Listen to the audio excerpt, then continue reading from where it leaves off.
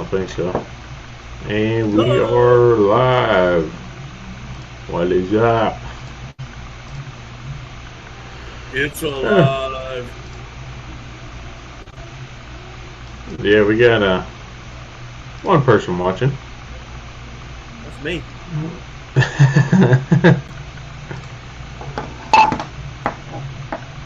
You think it's you? More likely. You're going to show at least one person. That's me.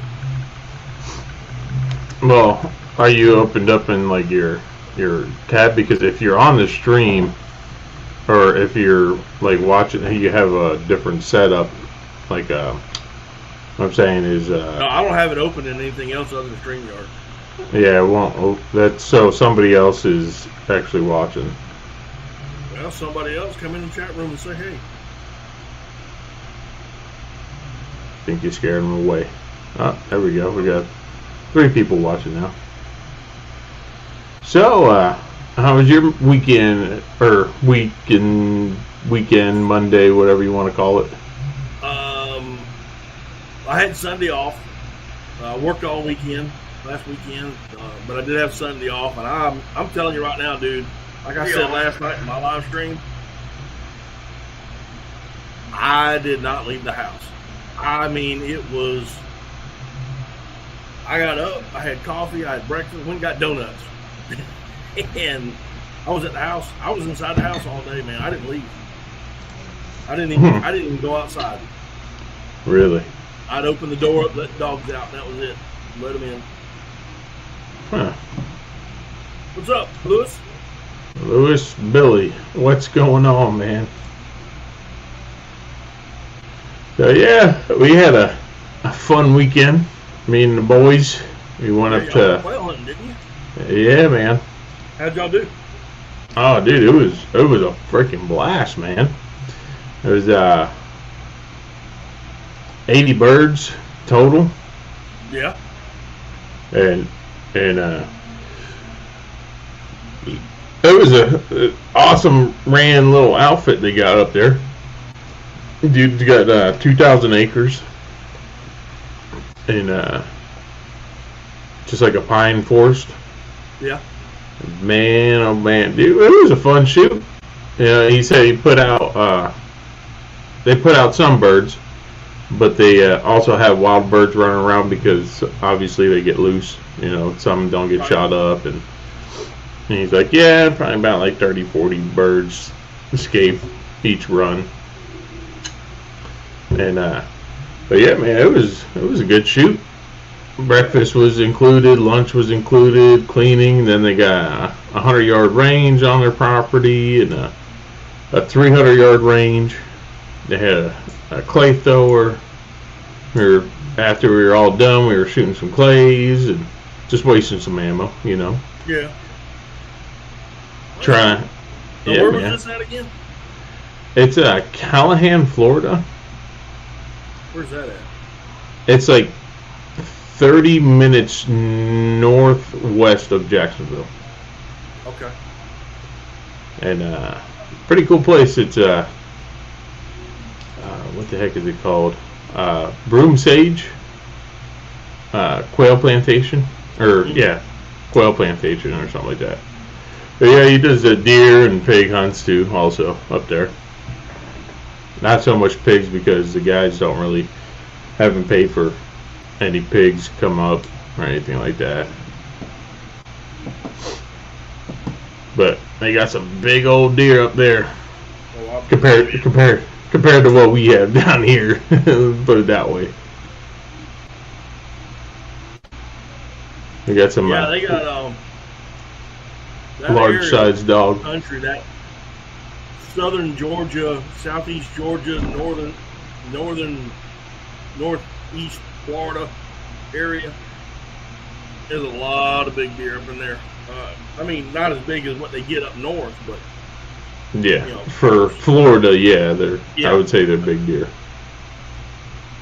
But yeah, they got some decent deer up there. Oh yeah, and they manage. I mean, we've got a couple places in southern South Carolina, you know, around the the southeast side of South Carolina that they have. Hey, Andy. Stop, Andy. I mean, they got some grown deer, but they manage. I mean, it's managed property. Yeah. You know? Yeah, none of his property was like fenced in. It was fenced in, but it was a low fence, you know what I mean? Right. So he's got he's got wild deer coming in and out all the time. But yeah, we were like, how much property you got? We were sitting in the camp. He's like, old man, he's had the property for 60 years. And he's like, I got 1 mile that way and 3 miles that way. I was like, Jesus Christ, man. I was like, geez, that must be nice. He used to own a dairy farm up in South Georgia somewhere.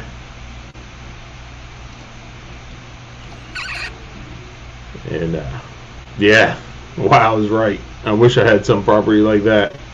And I was asking, hey man, do you ever shoot any ducks? Because he had some like flooded timber area. He's like, every once in a while I'll come out here and pop a wood duck and stuff like that. I was like, oh, that's not bad. No. I was like, but I don't really watch for ducks. He's definitely a quail guy though. Oh yeah. Those guys are definitely into their sport. You know, kind of like how we were into ducks. They're into quail. Yeah. Quail hunting here is almost a lost art. Yeah. I mean, really, because here, South Carolina. I cannot tell. I tell people these stories and they listen, and they go, yeah, whatever. But we didn't want to go anywhere else.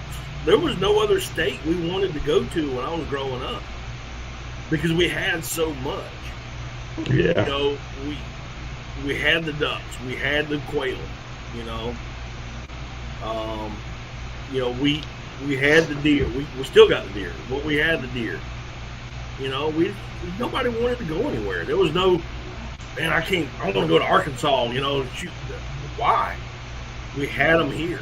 You know, and one day we woke up and we weren't here anymore. That's crazy. What's up, Extreme Fishing and Sports? How's it going, man? Damn government. Tina, how's it going? Hey, Tina. Yeah, they say, like, because of the red ants, it kind of really demolished the population of the quail. We still have a pretty good population of quail, like, on the west coast, which is kind of weird. I guess there's less water over there. But not right now. But in the Paichu forest, there's a lot of quail and stuff like that. Right. And but yeah, I was talking to a couple old timers at my work. And they're like, man, whenever you're deer hunting, you're walking the high grass and the quail come out and scare the crap out of you. Yep. Because they do.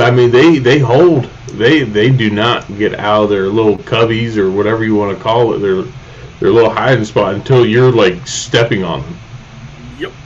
It's pretty wild. I didn't think they were going to be like that close. And I'm using my 12 gauge. I'm waiting until they get out. And I'm like, okay, time to shoot. You know?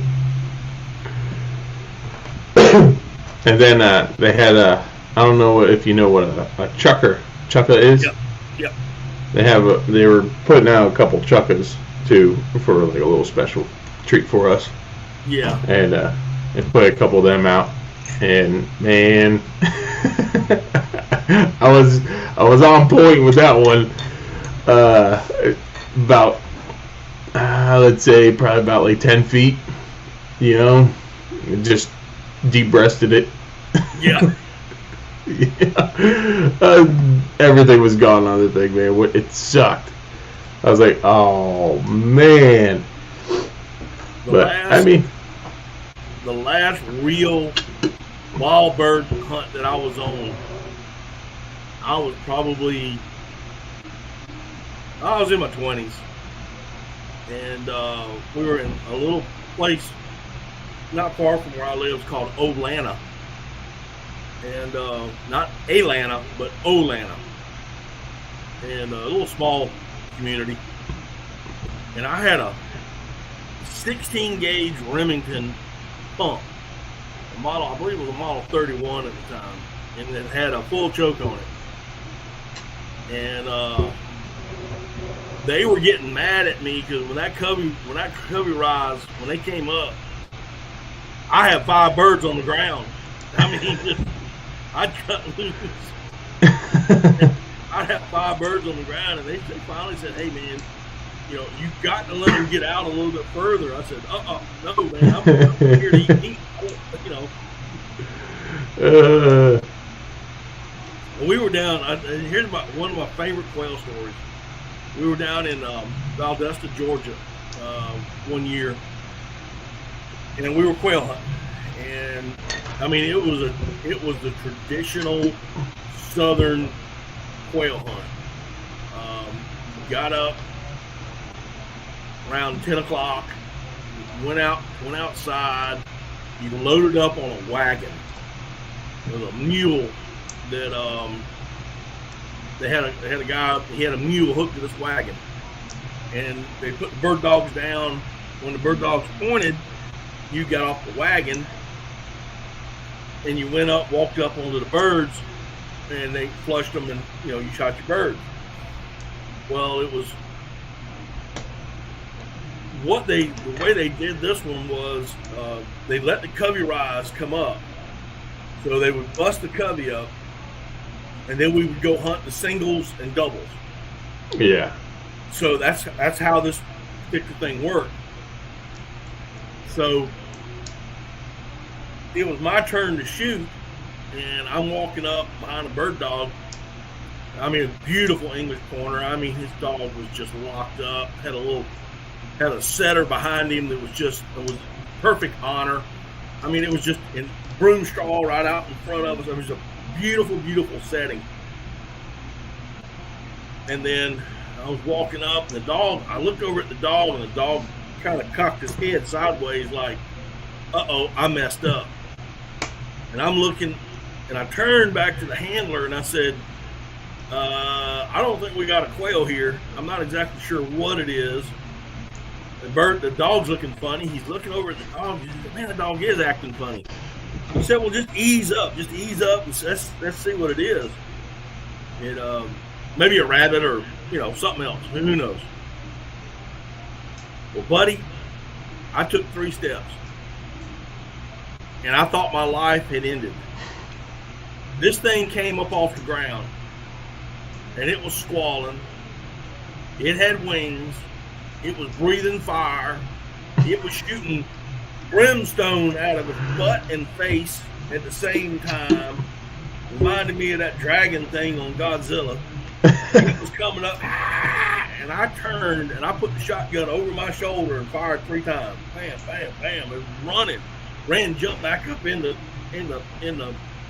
wagon looking for more ammo. Everybody's laughing. And what had happened was there was an old hen turkey. That's when that bird dog kind of cocked his head over and said, it's a little too big. Oh, I'll tell you what, that thing came up breathing fire. It scared me half to death. I bet, man. It was. That's too funny, man. That's too funny. Milstead, how's it going? And Novi Outdoors is in the house. How's it going, guys? I hope everybody had a good weekend and a good Monday. Mondays usually go pretty sour. Ours was long, dude. Yesterday, that was the longest day I ever was at work. Yeah, it would not end, dude. I mean, 5 o'clock came, it still wouldn't end. Oof. I got off in time to set my computer up to put my my show on last night. I mean, I literally went from working and came in here. Nice. Yeah, today was a real long day. 5 o'clock, and I pretty much, as soon as I texted everybody about it, is when I got home, like 7:30.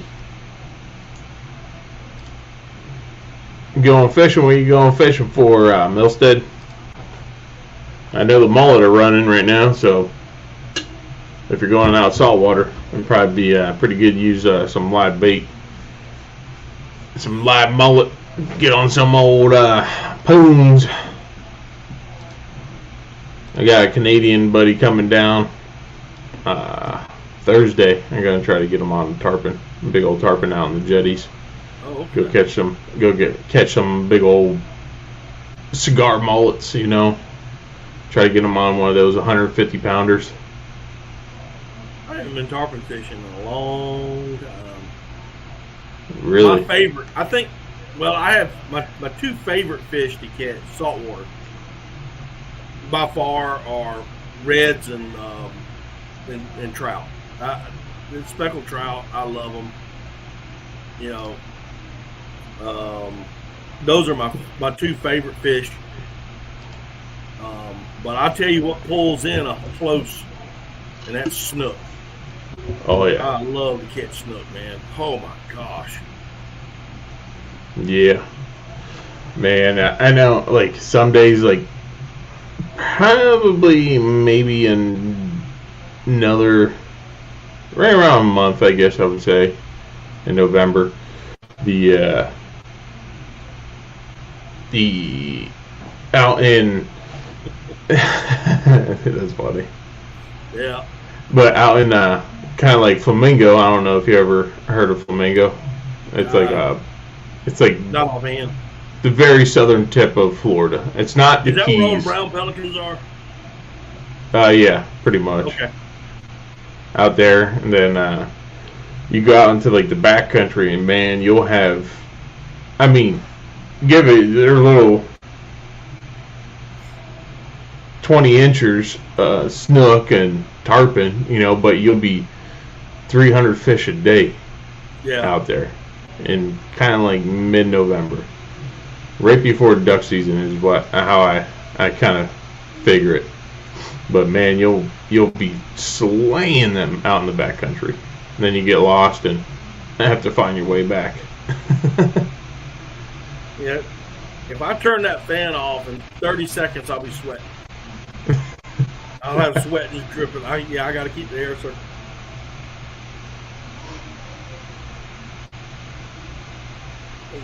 This is my office. This is actually my home office. I don't even call it a man cave. This is my home office. This is where I do the majority of my work. Alvin's in the house. How's it going, man? And I keep all my hunt stuff here. How's it going, hobo hand liner? So let's talk about the migratory report. So how do you think it's going to look for the upcoming season? All right.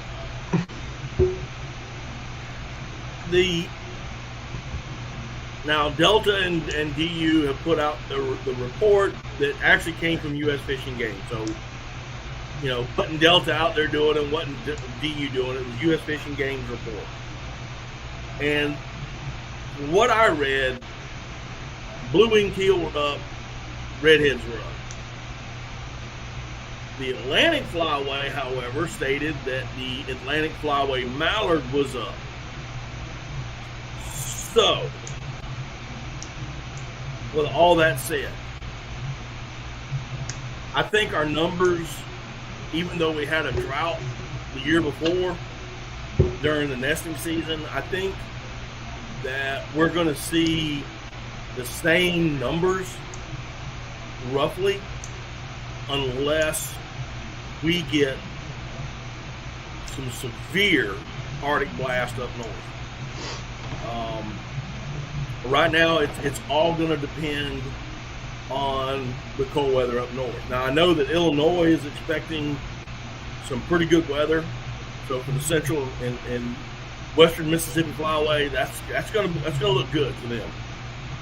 But that stuff has got to push down. I've seen a few reports You know, I mean, we're getting cooler weather. I mean, Yeah. We are getting cooler weather now, and we are seeing some ducks move in. From reports I'm getting, just talking to guys that are up in North Carolina, they're seeing a lot of ducks starting to stack. Okay. So I think the beginning of the season in North Carolina is going to look really, really well. Again, South Carolina is a flyover state now. Georgia is a flyover state. I think you're going to see a lot of good ducks. I mean, you're not going to see the mallards. You're going to see your typical stuff. You know, your teal and your ringnecks and your widgeon. You'll probably see some pintails on the Gulf side of it. So I think as far as my state is concerned, South Carolina, I think it's going to be an average year. I do think that the private landowners are going to see a few more than what they saw last year. But I think it's going to be an average year for the public duck hunter. Okay. That's my unless we get some extreme cold weather. And even then, if we do get it, the ducks come in, they ain't got nothing to eat, so they're going to push on. So, and then if it warms up, if you know, everybody thinks that ducks migrate south. They don't. They migrate from north to Pretty south, much. south to north, east to west. Yeah. And they'll do that within days of each other. Yep. So if we get a strong Arctic blast that comes in, you better be hunting right before then. And right before it comes in, and you better be hunting during it, because if it warms up right after, those ducks are going to head back north. Oh yeah. They're going to head back. They're going to go with their food. So. Yeah, and usually whenever they get here, I mean, there is abundance of food. Yeah, we do shoot spoonies down here. Not too many, I would say, but pretty good amount. I mean, they bang them.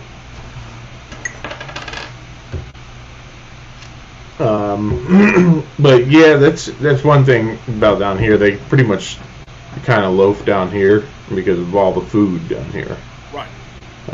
It's kind of like in like Louisiana too, because they got all that hydrilla and everything like that. They pretty much stay put in Louisiana. Well, and you got so much. I mean, your pressure.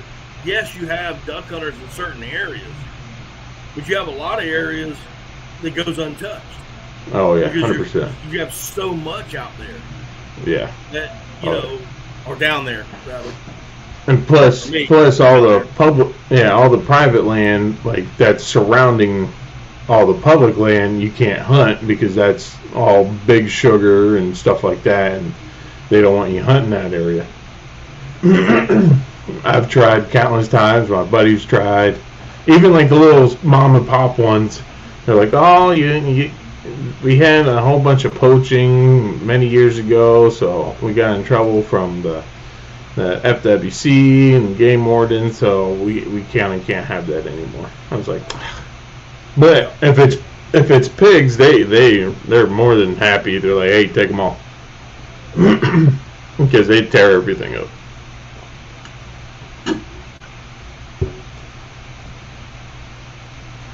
But that's my I put that report out over a month ago, 2 months ago. Yeah. And I think it holds true. I mean, we are seeing a little bit more cooler weather coming in that I wasn't expecting. But I'm always optimistic. I mean, I think most duck hunters are. I'd like to hear from some other states and what they've got going on. I mean, I know what North Carolina's doing because I got good contacts there. But I just, like I said last night, dude, I'm about a breath of not getting another South Carolina hunting license. That's how frustrating it is right now for me. That sucks, man. Yeah, that's brutal. I'll put it like this. I got my South Carolina. When I got back from the teal hunt in North Carolina, when I got back home, went out to the mailbox, and I had both my North Carolina hard copy and my South Carolina hard copy and my federal duck stamp in the mail. And I took my federal duck stamp and slapped it on the North Carolina license. Yeah. Because I'm going to be up there too much. Yeah, you're going to be up there more than you're going to hunt South Carolina. Yep. You know, that's my home state, man. And I mean, I will hunt here a couple of days. We have a traditional hunt that we do every Thanksgiving morning, so it's it's going to be there. And if Andy's still here, he has this traditional Thanksgiving weekend that they do. They go on a camping trip, and I've got some friends. We've been hunting every Thanksgiving together in a little small place that we hunt once a year that we know about, and we go in there and we smack them and we leave. We don't go back. And we just give them that one day, and we put a hurting on them. And then we leave them alone. So okay. And no one else goes back in there, which is crazy. Yeah, you would think you would have some sound scouters or something. Nope, they have no idea how to get in there. None. Yeah. Lewis, he was down in Florida this weekend, like in Central Florida, and he's like, man, he loves it. He's thinking about moving down here now, and he's like, Lewis from Hunting New York Outdoors. Oh, he was down there. No. He's got some family in Central Florida, and he said he's seen some pintails and teal out in like the marshes. So I was like, okay, that's good to know. Hopefully it'll push down by me, because it's a little bit of cold front and coming up there. It's when I was up there Saturday, it was 48 in the morning. I was like, oh man, it's freaking beautiful out here. Yeah. Hopefully that little push them down a little bit. So what do you think about this year? What's your opinion? Well, for me, down here, it was looking like it was going to be a awesome year. But now that the hurricane came and freaking flooded everything up in, I would say, central East Coast, kind of like Orlando East, and then southwest, kind of like in the Fort Myers area, they flooded, and now there's too much water. We were pretty much like in a drought in Florida, which was set up perfect. They only have a little space to go, but now all the farm fields and everything like that are all flooded. So now they have a more abundance of food and more water. So I think the season's going to be another mediocre one. Now, good, but this. Are you thankful that it's going to be a mediocre year? Oh yeah, compared to you up there, where you don't have any birds. Well, here's where I'm going at. Last year we had a severe drought in the breeding areas, in the nesting areas. Sorry, I'm kidding. In the nesting areas, so our bird numbers are down. This year we had a great year, and they are calling for cold weather up north this year. It's just where that ice line is going to push down. That's what I'm looking at. The Canadian provinces from east to west is going to be cold, and it will push down. But how far it pushes down is what's going to determine whether we have a good season or not. So if we get that ice pack on those prairie potholes and those nesting areas, the small little nesting area holes, we get an ice pack on there and then snow on top of that and some more ice and some more snow. That's they gotta leave for the nesting next spring, which will have a bigger hatch. Yeah. So it's, if we get a bigger hatch, we got more ducks for the following year. Yeah.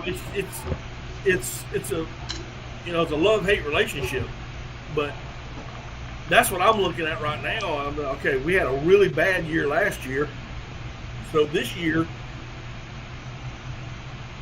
if we don't get that hard cold that brings it down, that just means more ducks are going to go north to nest. Okay. And that's what I'm getting at. That's where I was getting at. Asking you, I feel like it may be a blessing in disguise. I should have said that. For Florida, having this hurricane.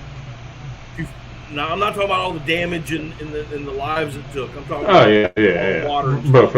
But the past 3 years, or the past 2 seasons, really, we've had too much water. Again, we had a record rainfall last year and the year before. So they've been just staying wherever they want to stay. They're not going into the typical areas where they usually used to be. Like I said, they're all out on the farmlands, just chilling, and they don't like hunters being on their property. Unless if you're, I don't know, about maybe up in like central or way north Florida, but you can probably get on their land, but not these big cattle ranches or big sugar plantations. They're just not going to let you do it. And then the rice fields too, they got big rice companies down here and stuff like that. So, and the ducks love rice, that's for sure. Oh yeah. They all hang out in there. But usually around this time they start draining the rice fields and start moving on to a different crop. And all you gotta do is wait 30 days and then flood it back again, and you got the raccoon crop that they'll go and eat, and you can have a duck shoot. Yeah. I've been telling people for years, moist soil management is the way to go. Because you get, especially if you do a mixture of rice in it. Oh yeah. And it's funny because. Now, I'm not saying this year it'll happen, but a few years ago, I had one of my good friends come over to the house where I interviewed him, and he's a rice farmer here in South Carolina, Ty Bodiford, with the South Carolina State Rice Company. He's also got a YouTube channel, and we were talking about it, and he's like, dude, if people would take their 5 or 10 acres of land that they grow corn in and instead plant rice, they could harvest that rice, make enough money from the harvest to buy more rice, to buy more chemical and fuel. Split Shot Blitz, what's up, man? How's it going? Make a few dollars, still make a few dollars, and kill ducks. Because after they harvest it, if they'll just let it sit for 20, 30 days, the raccoon crop will come back. Because you're going to have spillage. You're going to have spillage. No matter what you cut, you're going to have some sort of spillage. That will hit the ground. Definitely. That will germinate. That will come up. It won't head out like a fresh planted rice field. Appreciate that, Rustic. Hey, Rustic. I see Split Shots in here. Okay, cool. But that's just my 2 cents. What do I know? I've only been doing this for 50 years. Yeah. And I don't know. Do you really think that? The cold front. Whenever you get snow on the ground, it's going to matter. But what I'm asking is, do you really think migration really depends on cold weather. Because There's what? There's a lot of factors for a migration. Well, don't you think that's in their genetics to do that, and everything to migrate even without cold weather? Well, ducks are a photo period animal, so they're going to start migrating once the days get shorter.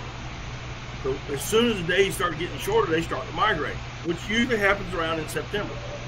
Yeah. So that's why we have an early teal season, because teal are very sensitive photoperiod duck. Yeah, just like pintail. And pintail and gaball too, but yeah, primarily blue-winged teal. They can't stand a lot of cold. So once the days start getting shorter, that's going to stir up. That's when the Great Passage, the Grand Passage, whatever you want to call it, that's when all that starts. But what cold weather does is drives them where they can't get the food. Now in today's duck hunter, you got a lot of things that are changing that migration. You have corn ponds. That's number one. Corn ponds? Corn ponds. Okay. Guys will dig out a hole, plant corn in it. When it grows to maturity, they flood it. Now, you also have something called ice eaters. Now, I'm quite sure you don't have to worry about that up north where you're at in Florida. And we don't really have to worry about it too much here. But you have ice eaters, and those guys will turn those ice eaters on. Yeah, open up their water. Moves the water, keeps it from freezing. Now you got an open hole. Listen, ducks need 3 things. They only need 3 things. They need food, they need water, and they need rest. That's it. And a duck can stand a lot of cold weather. For the most part, they can stand a lot of cold weather. You've seen ducks on ice. We've seen it. We've seen pictures. We've seen videos. Ducks will hit the water, they'll slide across the ice, and they still find food. So they only need those 3 things. That's all they need. I've been preaching this for 50 years. But if you have the change in migration comes about with corn ponds, it comes with manufacturing open water and not having enough cold weather to freeze some of the natural areas that don't get the ice eaters, such as your big lakes and rivers. Case in point, the best duck season anybody has ever had in this century was the Armistice. Now, we've all heard about Armistice. If you haven't, the day that it's called Armistice, and I think over 200 duck hunters were killed that day because a huge Arctic blast came in, froze up everything. Yeah, it was like an instant freeze. It froze up everything. Yeah. It was an instant freeze. And, a lot of people were killed. A lot of ducks were actually killed. But the southern states, I wasn't alive during that time. This is way before my time. But, the southern states, they said it was the best duck hunt they've ever seen. The ducks were so thick they'd block out the sky. The sun. They just turned day into night when they came in. That's what we would need in order to keep those ice eaters from working. So it's keep your fingers crossed. Keep your fingers crossed. So yeah, weather does play a huge part, but again, there's a lot of moving parts in there. Photo period, hang on. Oh, you got a duck in the background. Let's see if I can mute.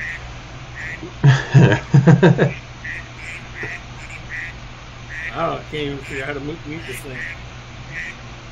Hey, is everything okay? There you go. Let's see.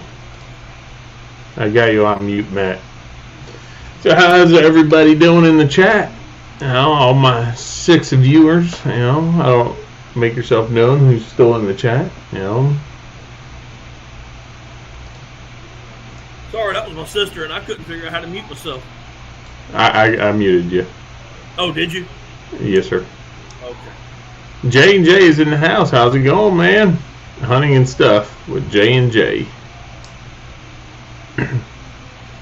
How's it going, man?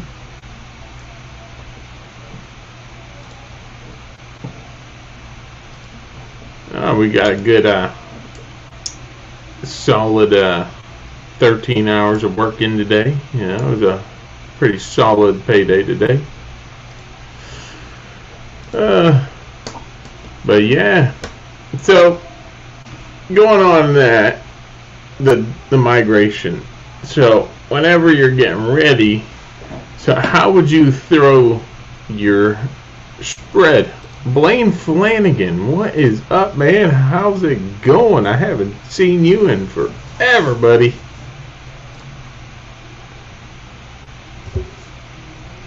So yeah, like I was saying, so whenever you go and throw out your spread, how are you throwing out your spread for people that don't know? Okay. So if you have, say if you have a west wind, and I'm trying to figure out a scenario. So you have, put it this way, you have a west wind, you're sitting on a square, open round pond, I guess. West wind, sun's coming up from the east, obviously. So how would you be doing that instead of staring into the sun? Well, you're looking at a cross. So. Yeah. Okay. So I'm more of a timber hunter. So I'm a woods hunter, and not to say that I don't hunt open water, but I do hunt a lot of timber. Where the sun comes up is not so much of a factor for me as much as how much wind I have. And you're going to need quite a bit of wind in the timber. 10 to 15, at least. You get a 5 mile an hour wind in the timber. Doing nothing. Yeah, yeah. All right. But for example, all right, I'm in a pothole, a marsh, and I've got a west wind coming, and I'm going the traditional north, south, east, west. Sun coming up here. I'm gonna hunt. I'm gonna do my best to get a crossing shot. That's the only way you're gonna be able to do it. Yet the ducks are going to come in from the, they're going to circle. They're going to come in with against the wind. They're going to come out of the east, and they're going to land. And I'm going to do everything I can to set up for a crossing shot.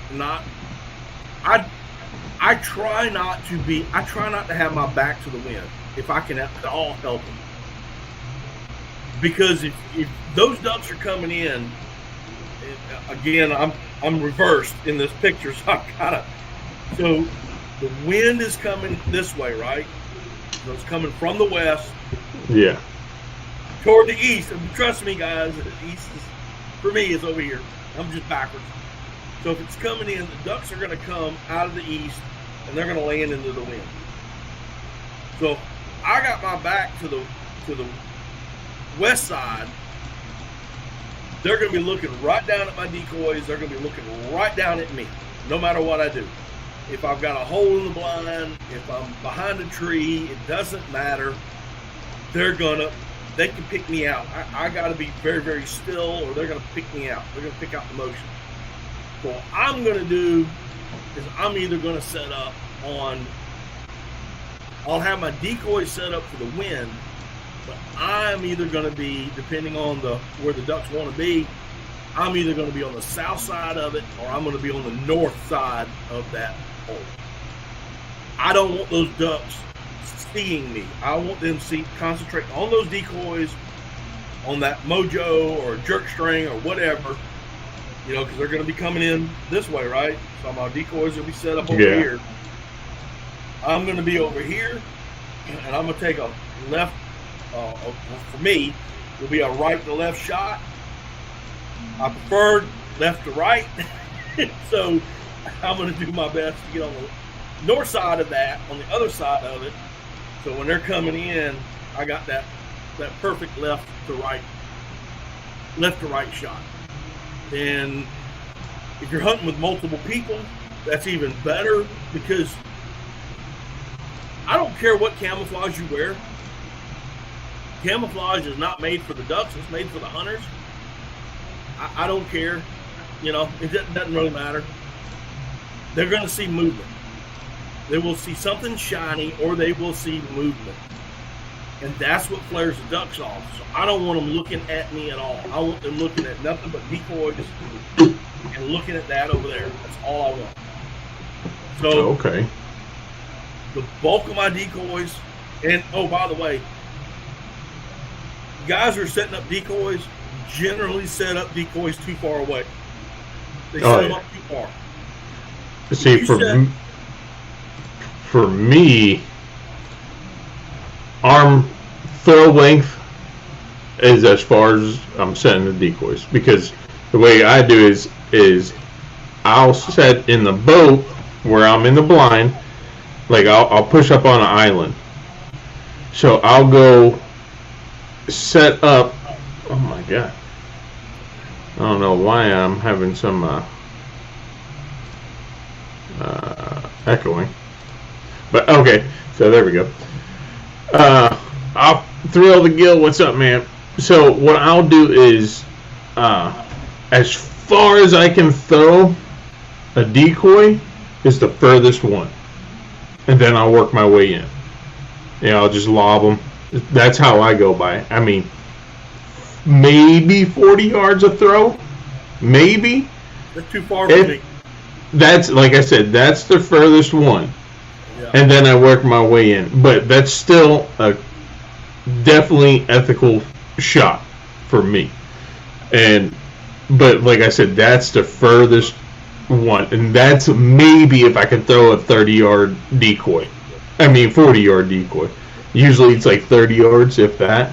So I'm working my way in. Then I'll have my feeders, like the butts that are up and down, right in front of the boat, or the blind, whatever you want to call it. Then I'll have I'll make maybe an L pattern.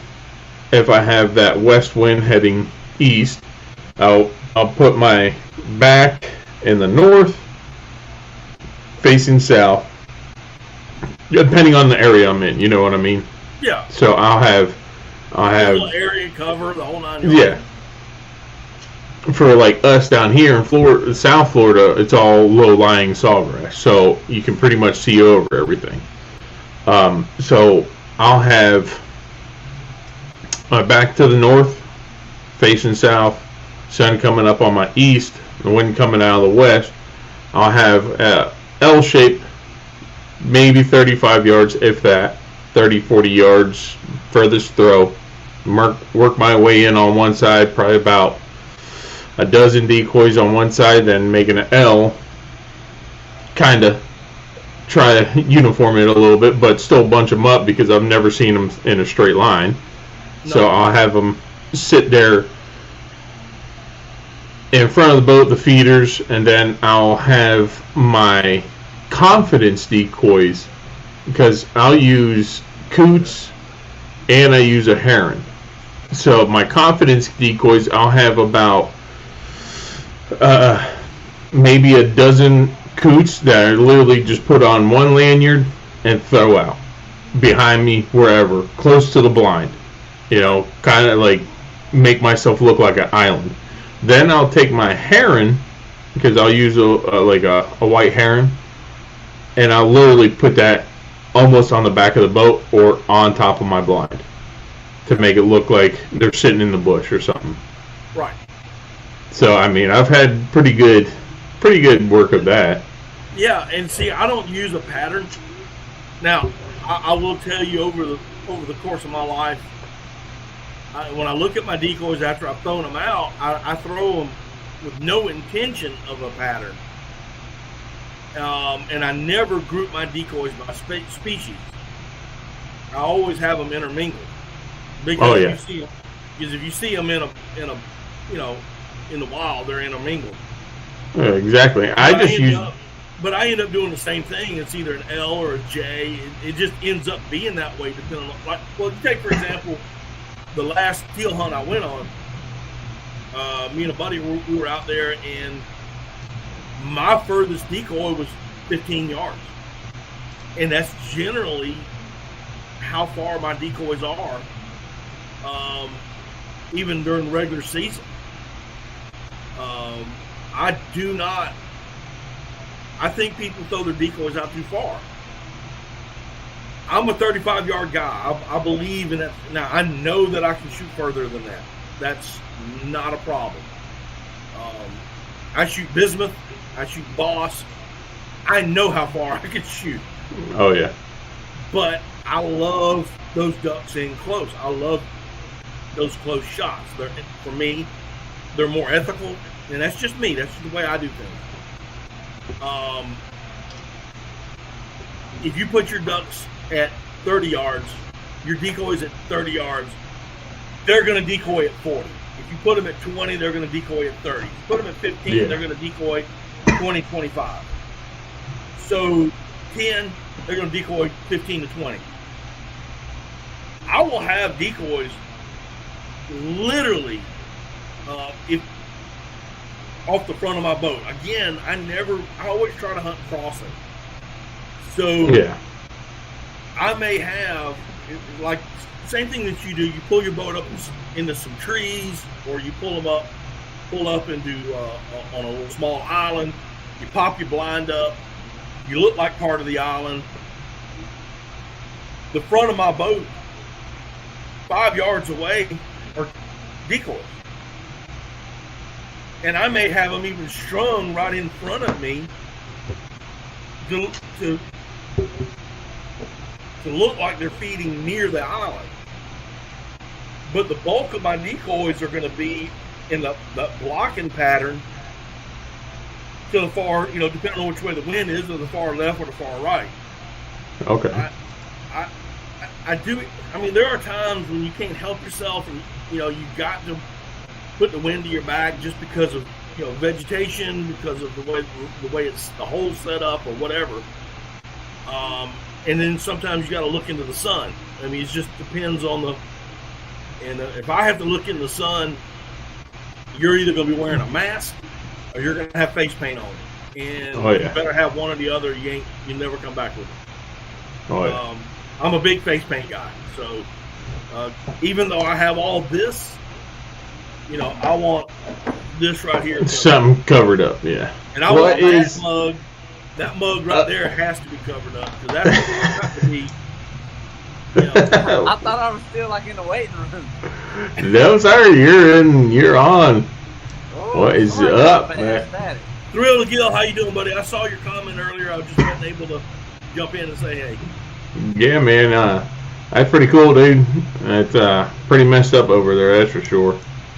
Still got a lot of standing water.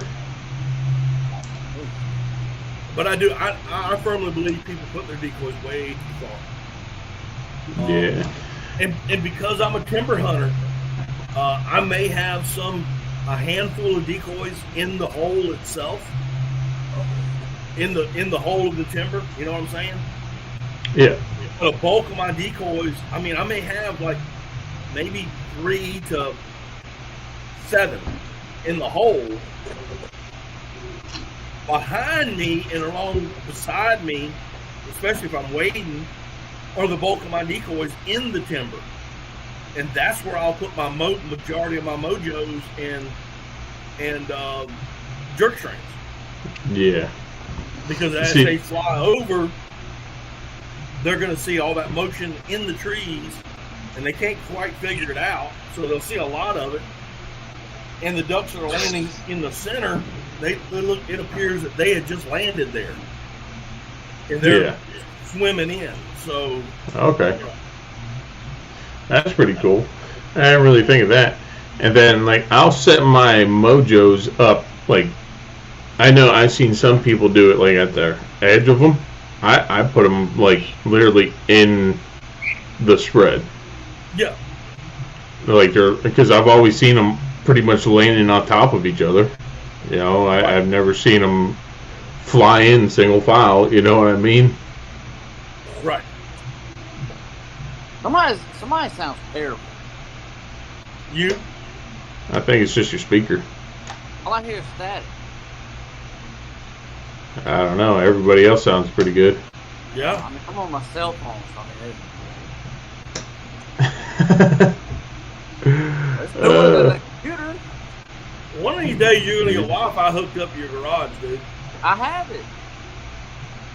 Yeah, but the quality of his You need to get a computers, router out there. the quality of his computers is the thing. I figured I'd hop on for a minute. Yeah, you're right. You see, how you been, man? Haven't seen you in a while.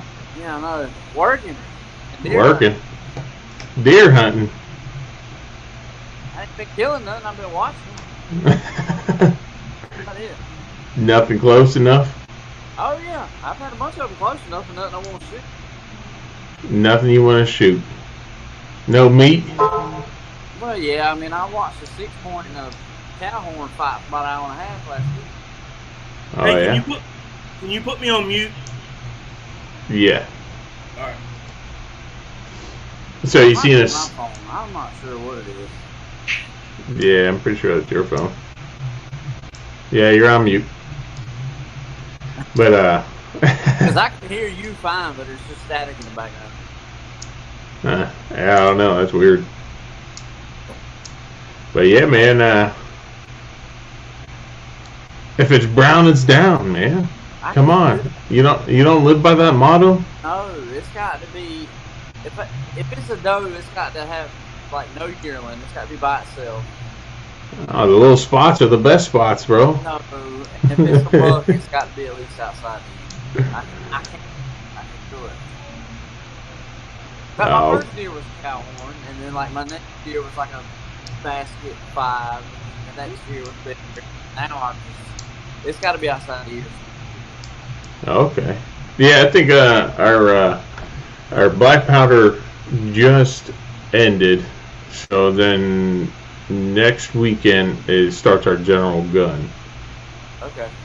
So I think I might. We've been in rifle season. You're breaking up. What was that? So we've been in rifle season since the beginning of September. Yeah, our bow season started in August. Okay. And runs to last week was black powder, and then it starts our general gun. And then that ends all the way to the end of February, I think. Oh, damn. Ours goes out January 1st. Yeah, ours is the end of February. I guess I'm going to go sit in the morning. It's been rough. I've had 3 shooters on camera. 2 of them have gotten shot. Oh, son of a bitch. I mean, that's some old men. Yeah, they're out there. They're saying, "Hey, I'm going out during the weekday. I ain't got nothing else to do but sit in the woods." Yeah, we're talking about 6-8-year-old men. I mean, Yeah. I mean, good for them. I mean, you know what I mean? That's Yeah. great. Yeah. I would show you, but I'm on my phone, so. That's all right. Oh my God, he just died. Where the hell is Louis? I don't know. He was out in Florida last weekend, or this weekend that just passed. He was in Central Florida. Doing what? He has some family members over here he wanted to go see. And he's seen some ducks down here. He's like, "Man, I want to move down here now." What were you were in North Florida the other day, weren't you? South Georgia, you mean?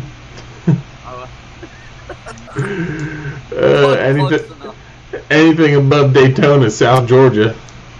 Oh, I didn't know that's what y'all called it. Yeah, anything above Daytona is South Georgia, man. Jacksonville, South Georgia. And anything below Daytona is South New York. Put it that way, you know. Oh yeah. But yeah, we did a quail hunt up in it's called Callahan, Florida. Okay. It's like 30 minutes outside of Jacksonville, northwest of Jacksonville. Okay. So Yeah, right on, like literally right on the border. Yeah, it was a 5.5 hour drive. So, hey man, that's perfect. We can meet out in the Panhandle. Probably. It probably Yeah. set miles if I had to. Yeah, there'll be mallards out there and a ton of redheads. Ton of redheads. I've never shot a redhead. I mean, my buddy up there, he they call them sky rats. All right, Daddy. All right, buddy. Sorry about that, guys. You're good. But yeah, up there they call them sky rats. That's wild. What's that? Redheads. Redheads in the Really? In the Panhandle. They call them sky rats. That's a good duck. Yeah, but they shoot so many of them, they get tired of them. We shot 40 one morning. Damn it, man. That was in Texas. Yeah, ain't bad. Drakes for 10 points apiece. I was it's probably in that. Huh? He said it was probably in the 80s. Yeah. That was a duck hunt we went on to shoot pintails, and they were on a 100-point system, and pintail drakes were 10 points. So that's 10 ducks. Crazy. That's wild. And we were there for 4 days, and for 3 days, there was 2 of us, me and my dad, and for 3 days, we shot 20 pintail drakes a day. And on the last day we were there, I just asked the guy, I said, "You got anything other than pintails? I'm tired of shooting." He goes, "Yeah, we got redheads." I said, Right. "Can we go shoot redheads?" He goes, "Yeah." I went, "All right." So we ended up going shooting 20 of them. Oh man, what a Come back in so I can get rid of static. said what? I'm gonna come out or go out and come back in and try to get rid of the static. Okay. All right, yeah. Do you hear any static on my end? Because I don't hear no static from your end. I hear a little bit of something, but I have the ringing of the ears anyway, so Yeah, I hear you on that one, man. I hate that. But yeah, what were we talking about before? decoys. Oh yeah, that's right, decoys. So yeah, I mean, you're in smaller, tighter areas, right? Yeah. So you're gonna, no matter what, you have to set your decoys pretty freaking close. And I do the same thing when I'm on open water. Okay. I mean, I don't know how to. I just see people. If you ever have enough ducks where you can play around and do certain things, take one decoy. Take one decoy and put it out there. Just one. And put it out about 40 yards. The majority of the ducks are going to hit that one decoy. So what I try to do, it's well, if they're going to hit that one decoy, why aren't they going to hit 12 decoys or 2 dozen or 3 dozen or 5 dozen? So I'm going to put my decoys close. I just don't want them out that far. Again, you put one out 40 yards, they're going to decoy at 50.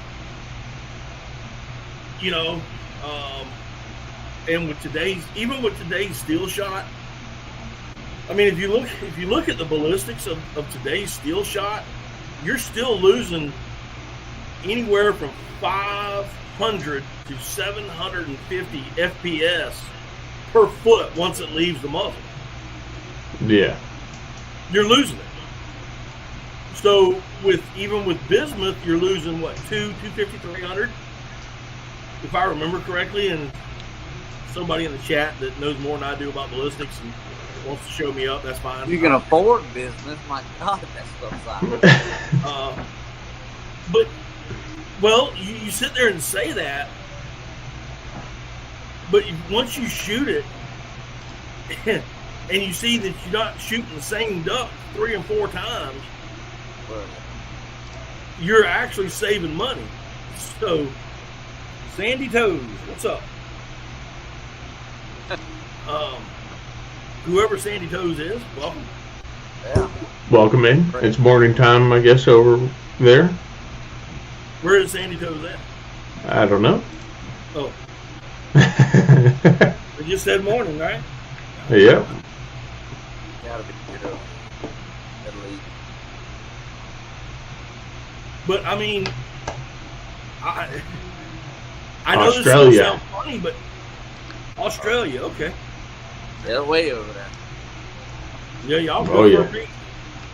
I don't think my Go Devil can make it over there. They halfway through tomorrow. I mean, I know this was an expensive dove shoot, but I proved a point a couple weekends ago. I had some number 7 Boss ammo, and that goose hunt I went on, it ended up being a dove shoot, and all I had was those number 7 bismuth. And I'd shoot, man, and I was just knocking them complete. I mean, I did not have a wounded dove. You know, I played like I did, you know, for video purposes, but you know, there was no wounded doves. I mean, they were dead, graveyard dead. I mean, and majority of them, I mean, you had to gumbo them. I mean, they were hurt that bad. You know, they were 30, 40-yard shots, and I was just smoking them. And I've shot ducks. You know, you shoot a wood duck, and me and Josh are very familiar with shooting summer ducks. You get a chance to shoot a summer duck with a number 7 shot, screaming through the trees, and you smoke him. I mean, just flat out gumbo that duck. I mean, I'm telling you, you will change your mind on. I'll put it to you like this. I've said this before. I'll say it again. I got an original Generation 1 Benelli right behind me, 26-inch barrel, Super Black Eagle. Got a bunch of chokes for it. I probably got close, if not a case of steel shot. I will sell every bit of it to include the gun because I don't need it. I don't need a 12 gauge. What do I need? I don't need a 12 gauge. Yeah, I mean, not when I'm shooting business. I don't need a big gun. You can shoot. You really, like, it's pretty close to lead, is what I've heard. It is so close to lead, and see, I grew up shooting lead. Must be nice. Oh, yeah. See, I grew up shooting lead, and I mean, our favorite duck shot in the timber was a 7.5 high brass Winchester Western Super X Baby Magnum, and it's got the same ballistics as Boss number 7. The same. It will rip a duck up. Now, yeah, hopefully, God willing, the river don't rise in a week. In less than 2 weeks, I'll be shooting mallards, and you'll see it. And I'll be shooting 7. Yeah, I heard Mississippi's starting to run pretty low, like up in central part of the states. That. You saw that, right? Yeah. Yeah. We're running real low. Yeah. So hey, I threw a permit for a place in North Carolina. You got to have a permit on it. I don't know what it's like. I ain't even been there. Oh man. It's over towards. I'm not gonna name drop, but it's over towards Wilmington, but it's inland a little bit. Yeah, I know what you're talking about. Yeah. It's off a river. Yeah, it's off of a river. Yeah, I drew a permit for. Did you? Yeah. Is it good? I put in for a swan, but I didn't get it. So Yeah. hopefully I'll get it next year. I was just looking on Onyx, and I was like, man, I could slip in that hole right here off the river. Then I got to digging, and it was like permit hunt only. And I'm like, shit, I'm going to put in for it. And I put in for it, and got an email said I got it. Because it was just a draw. It wasn't like a points draw. It was just a random draw. There you go. Maybe get a good hunt this year. It looks like a wood duck spot, but Yeah, you never know. I got a case of boss. I got a case of boss back here, dude. That's how well. I mean, I'm telling you. And are you going the 21st? yeah, Yeah, I am too. I mean, I'm just going to go to a lake about an hour away that looked like it had good food for ducks and just give it a shot. But that's all I can do, really. yeah, I'll be there. I'll be there for their 21st, 22nd. We're camping. So I don't know if I'm going to hunt 22nd. I'll hunt that Friday. Sure. So what do you Maybe I think? can scratch a wood duck or two. I mean, I'll be happy to shoot a bird. What you like boss the best? yeah, Okay. yep. I've never shot balls. I've got heavy the heavy shot bismuth. I got some number 4s in my cabinet, and they were okay. But the 7s and the 5s and the boss, dude, I'm gonna tell you right now, when you sit there and look at that 2 3/4 inch number 5, and I don't care what gauge it is, and you're going, yeah, whatever, and you plop it in there, and you pull that trigger for the first time, and that bird is doing this number, and all of a sudden just boom, it just snatches tight and hits the water. It sounds like a 55-gallon trash can hitting. You're going, okay, there's something to this. And here's another good thing.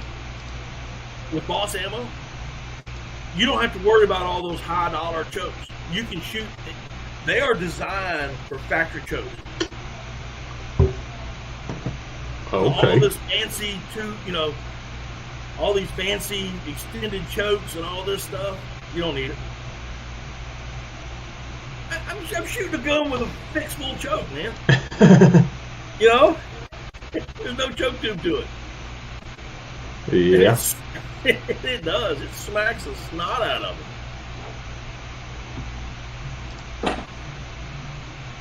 Last year, I got a video out there I did last year. I was hunting with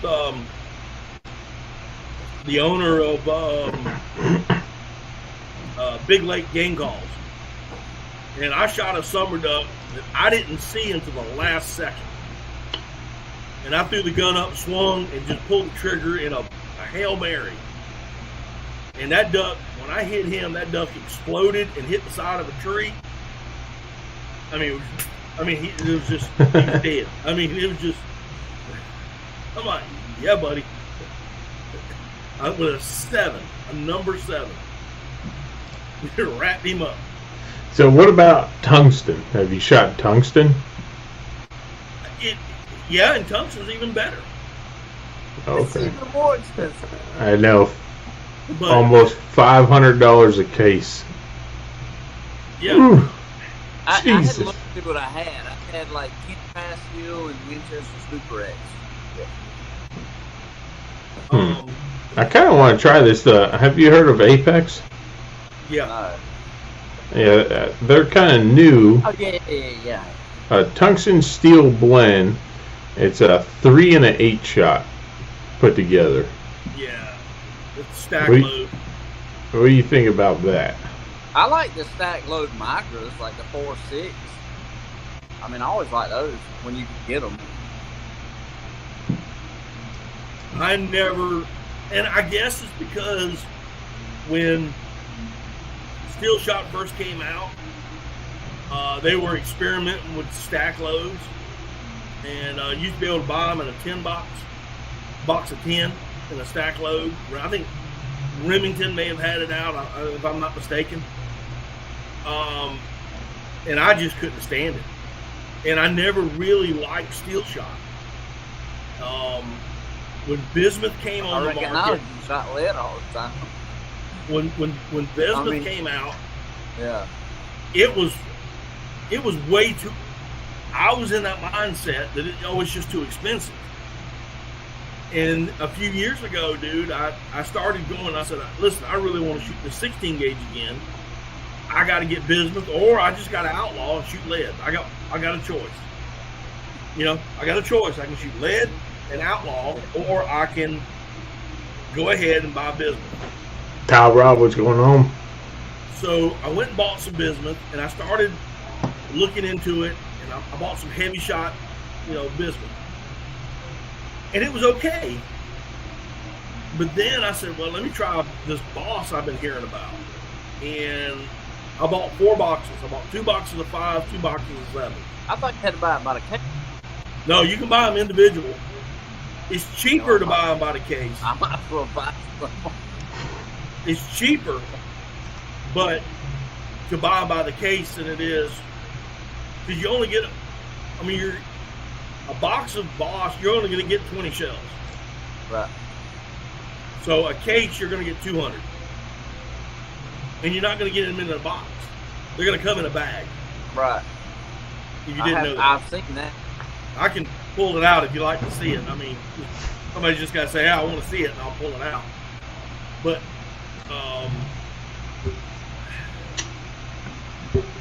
after doing some serious reading on it, and after shooting it, patterning it on 2 different guns, 3 different chokes, I'm getting better patterns. I'm getting better muzzle velocity.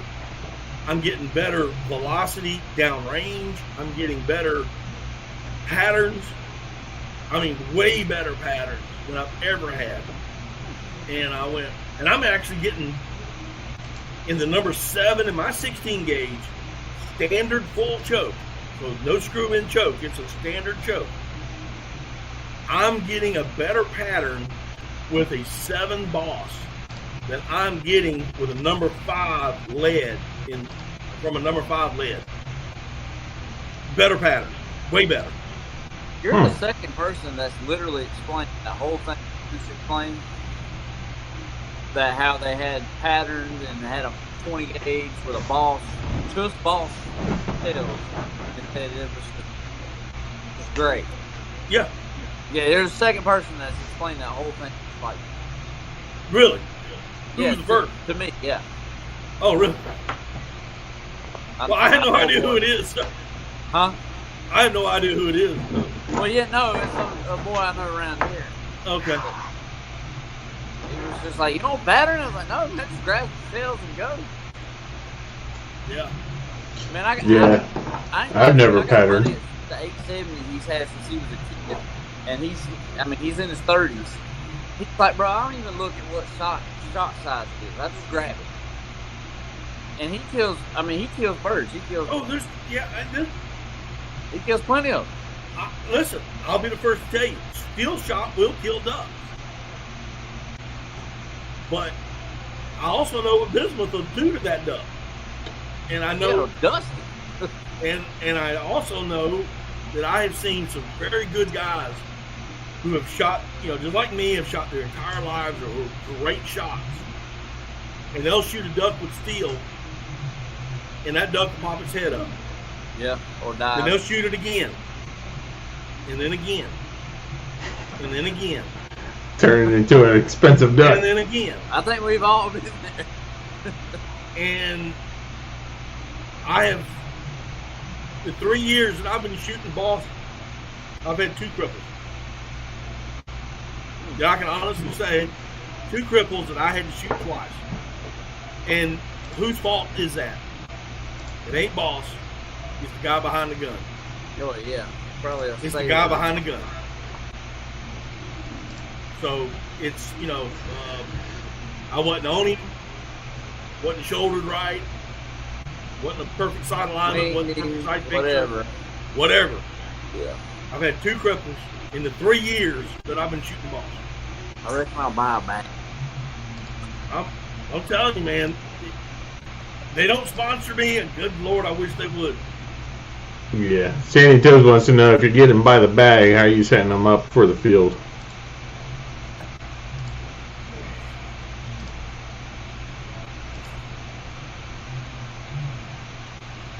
When you buy a case of Boss, they're going to give you something that's the coolest thing I've ever seen in my life. They give you a little bag. And you just put your shells in here. And you take this, and you hook it onto the tree where I'm sitting on. I usually got a hook in the tree, and I just hang that in the hook. I just reach my hand in here and grab shells. Yeah, we don't hunt fields, Frank. We don't have any ducks in fields. And yes, that is the purple death pill. Yeah, those are 16 gauge, right? That's the 16 gauge. That is the purple death pill, son. Nice. So I'm on their website right now. So the copper, you're shooting copper plated? Copper plated bismuth, yeah. Tungsten. I don't see any. It's probably all out of stock. Copper plated bismuth. Yeah, because all they're saying is copper plated tungsten. Let me get some. Oh, now you got me wanting to go look. Copper plated Boss. That's it. Trying to figure I out. normally walk in Academy or something. Like, if it's between $50 $23 a box, like, number 4s, number 5s, that's what I'm going to grab. I got to find it now. Huh. I like to keep some that's running some giddies. I'm looking at it, copper plate. You're looking at the turkey loads. You're looking at the Boss Tom copper plated tungsten. Yeah, Billy, you're looking at turkey loads. Jeez, it's unmuzzled, but it's got a duck on their thing, not the Tom. Yeah, I'm trying to figure out. But man, I mean they're not too bad. Their pricing, really. Well, you shoot a 12 gauge, right? What is it a bag? Well, it's $200 a bag. So yeah, so it's not not $250. 2 3/4 inch shell, 1 1/4 ounce number 5. You're looking at $325 for a case. Yeah, $350 on their $35. $39 a box. $35 a box. On their site on the site it says it's a box of 20. It's not 25, and it's $39. For the case, it's $350. You're looking for at number 200. You're looking at number 2s. Yeah, this is 12 gauge, 3 inch. Number 2. Number 3s. Yes, number 3. You don't need a number 3 Yeah, no. Voila. because you can shoot them with a number 5. I mean, I know.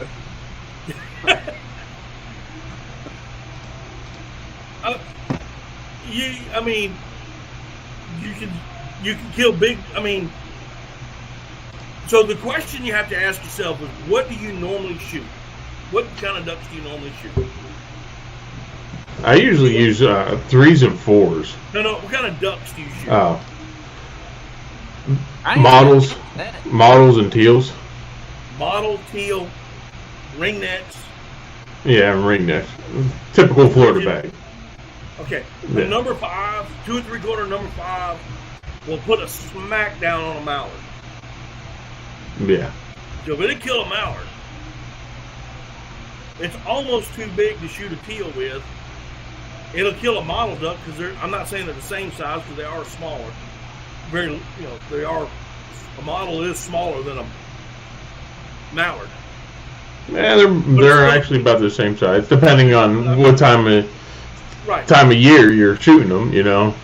So if a number 5 will kill a mallard, it'll kill a mottle.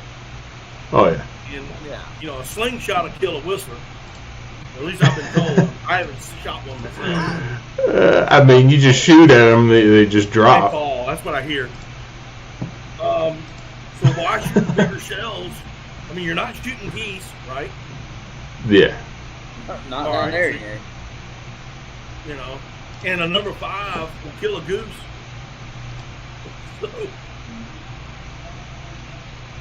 So, why get no bigger shell?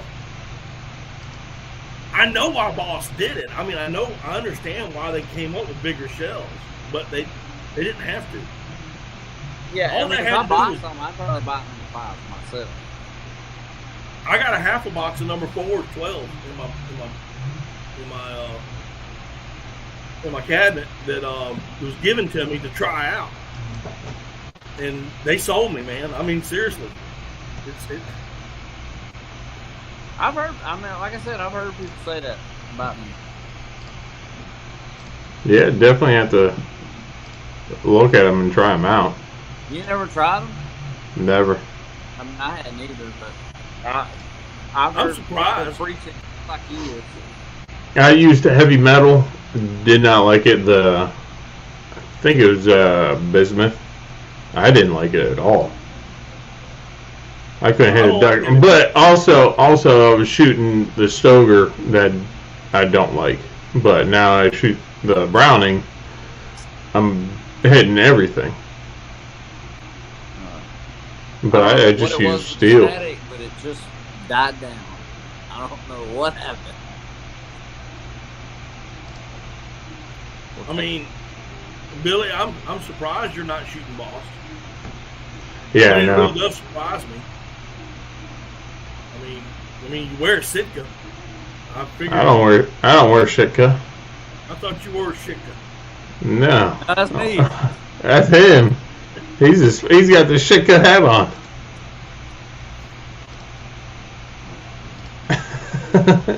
I got plenty of those too. Yeah, I bet you do. Yeah, usually the Sitka guys don't hit no birds. Yeah. They just go out there and stunt for the gram. Man, bend that cap. Put some bend in that long cap. It's got some bend in it. It ain't got no bend to it. Yeah, it does. That's how it fit. I bet your See, if you put your blinders on, then you have tunnel vision to see the ducks. That's right. Like this, you can't. You're seeing everything. Oh, if it was flat, it'd be like this. Appreciate that, John. Hey, John.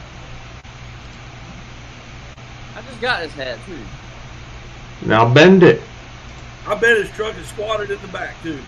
I bet you. I know he's one of them South Carolina boys. No. What the? Level get 35.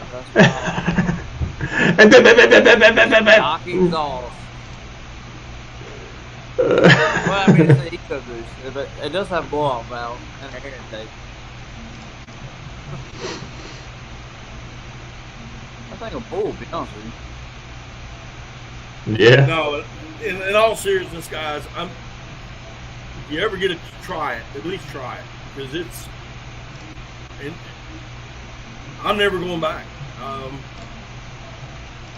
mean, I'm putting money away now for next year. And I'll order them in the spring. I've already made my mind up. Every spring I'm going to order shells. Get them in. I don't have to worry about the rush. Make the order, get it in. Yeah, because right now they're probably out about all of it. Yep. Yeah, I couldn't find anything. And it's funny, whenever I go out of town, I can find ammo. But in my own hometown, can't find anything. I don't get it. I always find ammo when I go out of town. Like we stopped at the Bass Pro in Daytona, had plenty of ammo. Anything that you think of. I was like, oh, I need some of this, need some of that, and bring that home. Yeah, that's what I like. I don't get it. Don't get it. Then even on like Rogers Sporting Goods, I can't find no ammo. I don't like their website. And I used to order for them all the time, but now they don't have anything. Much money at Rogers now. Yeah. I do order from Rogers, but I am a Max Prairie Wing guy, dude. Yeah. That's the first place I go to. If I can't find it there, then I'll go to Rogers. Hell, I got 2 pairs of Rogers waders over here. Yeah, over there. I got a pair balled up in the back of the closet. They'll go on sale and I'll buy them. Hell, I about bought a pair yesterday. I don't need a pair.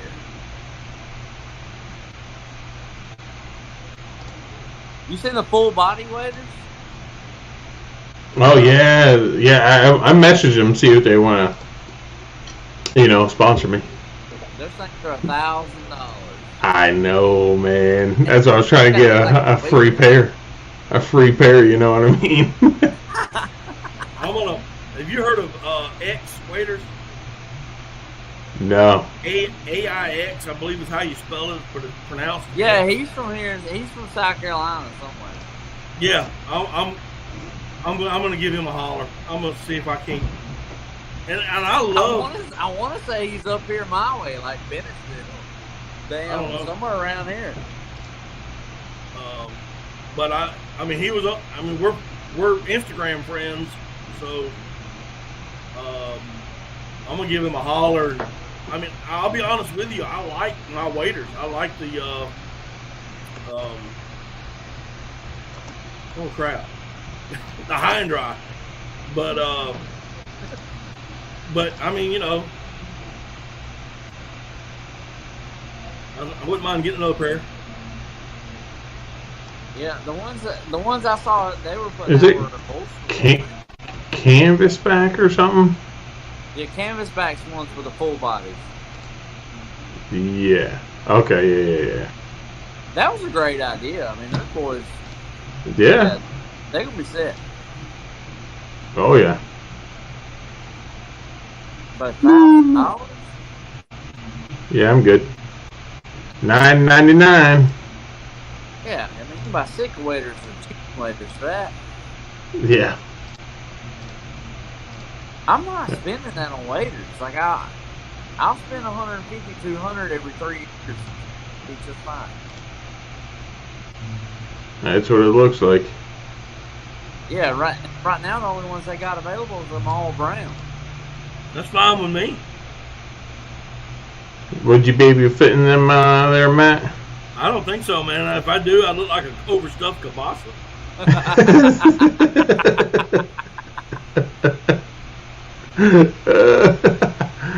Oh, Lord. That's a cool idea. I mean, I'd try it, but I'm not gonna spend $1,000. You ever watch that Tim Allen movie with Santa Claus when he's got his flame retardant suit on? Yes. And he's walking, and they're playing ZZ Top. That's exactly what I would look like walking around in that suit. I'm laughing because I know exactly what part of the movie he's talking about. You know what I'm talking about? Yes. And ZZ Top's going on. I'm jamming out to it. My wife's going, if you wore that, you look just like that. I went, what? Oh, Randy, what's up, man? How's it going? What time is it? 9:39. Oh, man. I got to go to bed. Yeah. Got less than 30 minutes. Come on. Man, it's my anniversary. I'm out here talking to y'all. You got married? Oh, man. Huh? You got married during the hunting season? It was a bye week during football. You got married during hunting season? Yeah, it was October 11th, yeah. It was a Saturday. Holy crap. Well, it wasn't duck hunting season. It don't matter. It's still hunting season. Well, I got married in August. Too hot to fish. August. Too hot to fish. Hunting season ain't started. Perfect. Yeah, we got married on a Carolina football bye week. They were all that week. Labor Day here. Yeah, so you were in September. Yep. My son got married on Christmas Eve. I looked at him. I said, "You mean you got me to this thing? I can't hunt Christmas Day, so I can hunt Christmas Eve, but I can't hunt Christmas Day." And you ruined my life, son.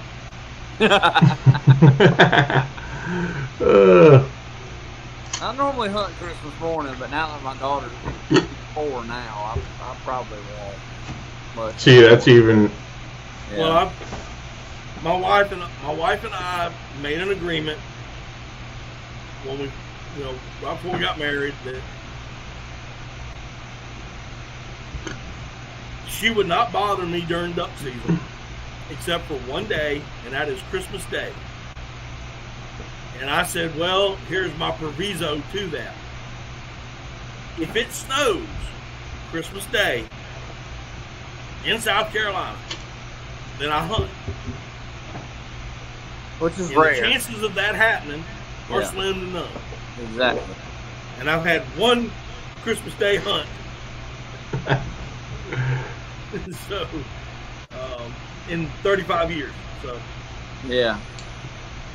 Used to be just another day. You got a little kid. Thank your perspective. Well, I've gone to church with duck feathers in my beard.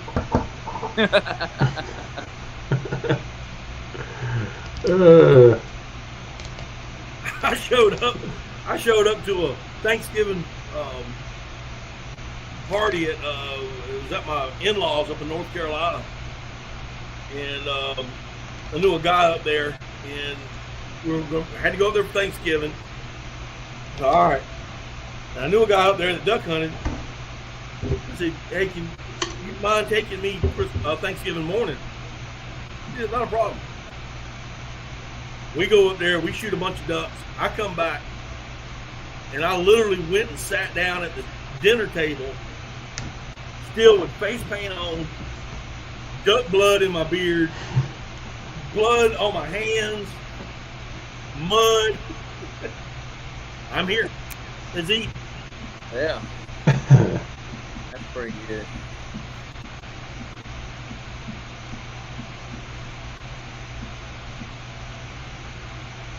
Yeah, so I mean, we're almost a little over an hour and a half into it. So I think I'm gonna call it. Okay. Yeah.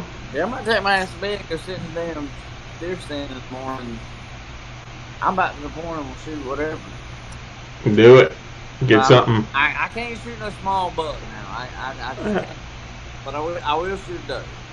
There you go. I did let a doe walk. Let's see, what's today? Tuesday. I let a doe walk Sunday. I could have shot. And I let her get. There you go. See, that's the thing. You got to lay a doe down, and a buck will come out when you lay it down. But it's fixing to be the rut. Man, them does will bring bucks around. Well, you have a choice. What? You have a choice. See it, Tal. You can either eat or wait for something big. I mean, Yeah. You got a I'm too point, fat. but I just can't. I'm going to eat. So yeah. Well, all right, guys. Like I said, we're hour and 40 minutes into it. I'm getting a little tired and stuff like that. Need to get up early. We were going to do this every Tuesday now, I guess. It seems like we're starting to get kind of consistent at it. At least we have 3 people this time. But yeah. 5 ain't bad. Yeah, 3 out of 5 ain't bad. So, everybody, I guess we'll see you next week. Have a good one, everybody. All right, y'all take care. We'll see y'all later. So yeah,